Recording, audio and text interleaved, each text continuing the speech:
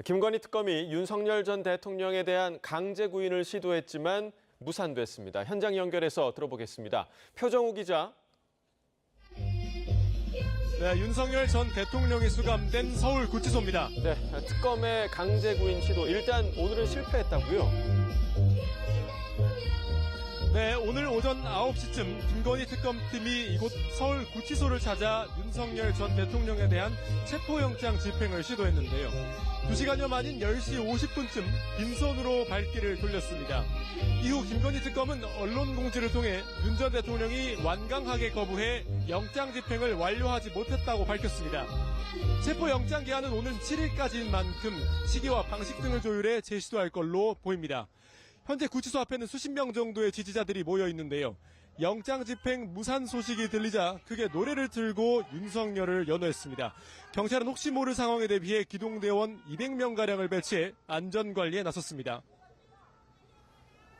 네, 그렇다면 특검이 강제 구인을 시도하게 된 배경은 뭔가요? 네, 윤석열 전 대통령이 소환 조사에 전혀 응하지 않고 있기 때문입니다. 김건희 특감은 윤 전 대통령에게 지난달 29일 피의자 신분으로 나와서 조사받으라고 통보했습니다. 그런데 윤 전 대통령이 나오지 않았고 특검은 불출석을 확인한 날 곧바로 소환을 재통보했지만 역시 출석하지 않았습니다. 아무런 사유도 밝히지 않고 두 차례 소환에 불응하자 특검은 추가 소환 통보 없이 체포영장을 청구했습니다. 지금까지 대응 기조로 보면 출석하지 않을 거라는 게 명확하다고 판단한 겁니다. 특검이 청구한 체포영장은 어제 법원에서 발부됐습니다. 네, 결국은 강제로 끌고 나와야 한다는 건데 이전에도 무산된 적이 있잖아요. 네, 그렇습니다. 윤석열 전 대통령이 재구속된 이후 내란 특검이 추가 조사를 하기 위해 강제 구인을 시도했던 적이 있습니다. 내란 특검은 모두 3차례에 걸쳐 구치소에 인치 집행 지휘를 내렸는데 실행되지 않았습니다. 구치소의 교도관들이 윤 전 대통령을 강제로 끌고 나오는 게 현실적으로 어려웠기 때문입니다. 오늘 달라진 부분은 김건희 특검의 문홍주 특검보가 수사팀 검사과 수사관을 대동해 직접 현장을 지휘했다는 거였는데요. 특검보까지 직접 현장을 찾았지만 저항하는 윤 전 대통령을 물리적으로 옮기는 건 적절치 않다는 판단에 철수를 결정한 걸로 보입니다. 네, 그렇다면 이에 대한 윤 전 대통령 측의 입장은 어떻습니까? 네, 윤석열 전 대통령 측은 체포영장 집행을 앞두고 실명 위험성이 높아지고 있다는 진단서를 서울구치소에 제출했습니다. 거동이 가능한 것 같아도 지병으로 건강을 유지하는 게 어려워서 수사는 물론 재판에도 응하기 어렵다는 입장입니다. 다만 윤 전 대통령 건강에 대해서도 특검은 자체 확인 결과 조사를 받는 데는 큰 문제가 없는 걸로 파악했다고 밝혔습니다. 앞서 서울구치소 측도 윤 전 대통령이 수사받지 못할 정도로 크게 건강 상태가 악화하지는 않은 걸로 판단된다고 밝혔습니다. 지금까지 서울구치소에서 YTN 표정우입니다. 김건희 특검은 또 이른바 집사 게이트와 관련해서 오늘 아침 HS 효성 등에 대해 동시다발 압수수색에 나섰습니다. 이상민 전 장관의 신병을 확보한 내란 특검은 이제 한덕수 전 총리를 정조준하고 있습니다. 취재기자 연결하겠습니다. 오승훈 기자, 김건희 특검이 오늘 아침 대대적인 압수수색에 나섰다고요? 네, 이른바 집사 게이트와 관련해 김건희 특별검사팀이 관련 회사에 대한 동시다발 압수수색에 나섰습니다.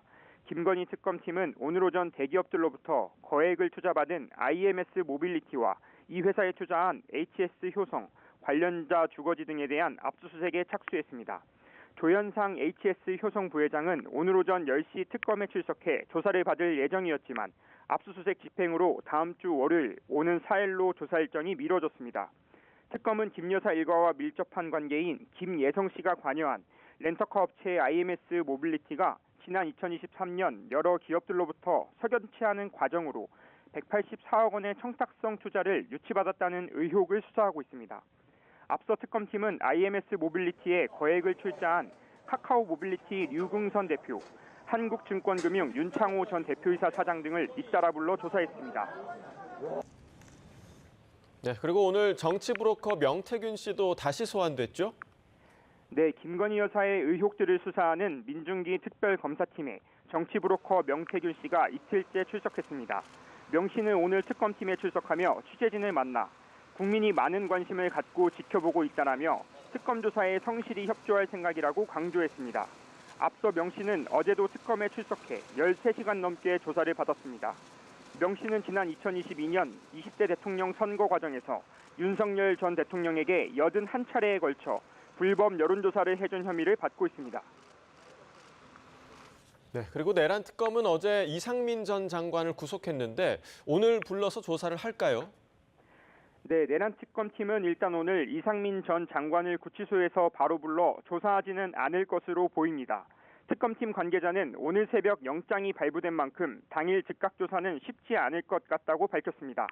이에 따라 특검팀은 일단 이상민 전 장관의 주요 혐의에 대한 보강 조사를 이어갈 것으로 보입니다.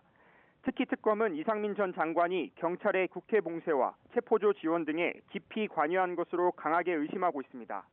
이미 구속된 김용현 전 장관이 군 지휘부를, 이상민 전 장관이 경찰 지휘부에 계엄 관련 지시를 내렸을 가능성을 염두에 두고 수사를 확대할 것으로 예상됩니다. 앞서 서울중앙지방법원은 오늘 새벽 언론사 단전 단수를 지시한 혐의를 받는 이상민 전 장관에 대한 구속영장을 발부했습니다. 물론 이상민 전 장관은 계엄을 사전에 알지도 못했고 관여한 적도 없다면서 혐의를 강하게 부인하고 있습니다. 네, 앞으로 내란 특검의 수사 방향은 어떻게 될지도 짚어주시죠. 네, 내란 특검팀이 윤석열 전 대통령의 최측근인 이상민 전 장관의 신병을 확보하면서 특검팀 수사는 한층 속도를 낼 것으로 보입니다. 이 전 장관은 내란 실행에 공모한 혐의를 받는 국무위원 가운데 두 번째로 구속됐는데요. 특검팀은 이제 한덕수 전 국무총리를 정조준할 것으로 관측됩니다. 한 전 총리의 경우 최근 자택 등에 대한 대대적인 압수수색을 벌였는데 압수물 분석이 끝나는 대로 다시 불러 강도 높은 조사를 이어갈 방침입니다. 한 전 총리는 지금까지 계속 혐의를 부인해왔지만 특검이 이 전 장관처럼 전격적으로 구속영장을 청구할 것이란 전망도 높습니다. 또 삼청동 안가회동 참석자들인 박성재 전 장관과 김주현 전 민정수석 등도 수사선상에 오를 것이란 예상이 나옵니다. 네, 마지막으로 최상병 특검은 김건희 여사의 비화폰 실물을 확보했다고요?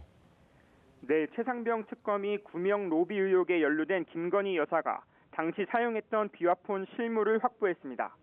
최상병 특검은 김건희 여사가 사용했던 비화폰 실물과 통신 내역을 어제 대통령 경호처로부터 확보했다고 밝혔습니다. 특검은 김건희 특검과도 공유할 것이라면서 다음 주 정도에는 김 여사가 사용했던 비화폰이 어떤 것인지, 개수는 몇 개인지 등에 대해 구체적으로 확인할 수 있을 것으로 기대한다고 덧붙였습니다. 최상병 특검은 다음 주 초에는 윤석열 전 대통령과 이종섭 전 국방부 장관, 조태용 전 국정원장 등의 비화폰 통화 내역을 경호처에서 제출받을 예정이라고 설명했습니다. 지금까지 사회부에서 YTN 오승훈입니다.